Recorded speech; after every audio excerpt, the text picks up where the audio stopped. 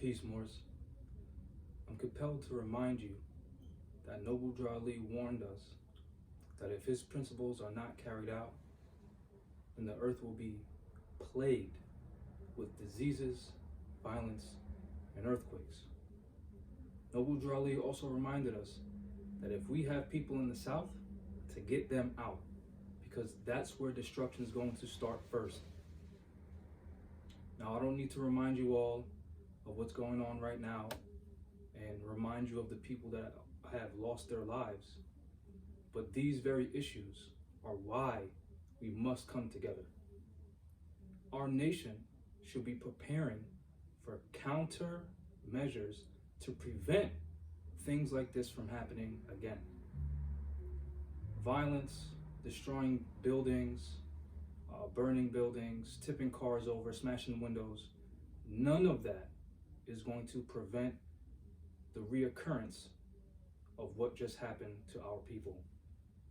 Remember chapter 25 of the Holy Quran that Noble Drew Ali prepared for us, that when your brother or sister is in adversity, forsake them not. Just because our brother or sister may identify as black, that does not mean that they deserve to die.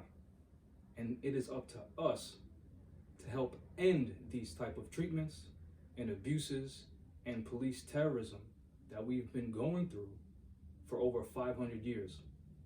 This can only happen if we come together. That can only happen if we form organizations to not only teach our people, but to bring them together and inform them of better ways to handle these types of problems. Again, useless violence is not going to get us what we want, nor will it fulfill the prophecies that Noble Drew Ali told us about in regards to us taking our places amongst the affairs of men. What we should be doing, or what we should have been doing, is preparing again for preventative countermeasures for things like this. That way our people aren't in the streets with misguided energy causing destruction. Our prophet told us that we are for love, truth, peace, freedom, and justice. And when these principles are violated, justice must then take its course. And I urge you to listen to these words, that what we're doing in the streets is not abiding by love, truth, peace, freedom, or justice. It is nothing more than an emotional outcry due to our lack of direction. So again, I'll leave you with the words of the prophet.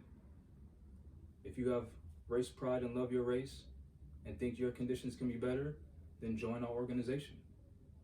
If you're tired of seeing our people murdered, join our organization. If you're tired of being in artificial poverty, join our organization.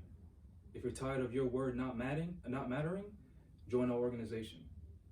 Because with organization, as the prophet stated, with unity, there is strength. The strength to overcome the worst manifestations of poverty, the strength to overcome the worst manifestation of oppression. Because with unity, with different Rise of the Moors temples all over the country, we can begin to teach our people how to defend themselves in a militant manner. And I'm talking about weapon safety classes, weapon safety briefs, how to de-escalate situations, to prevent the recent events, to prevent the reoccurrence of recent events. I want you to think about this. A bully is used to bullying those who are weaker than him.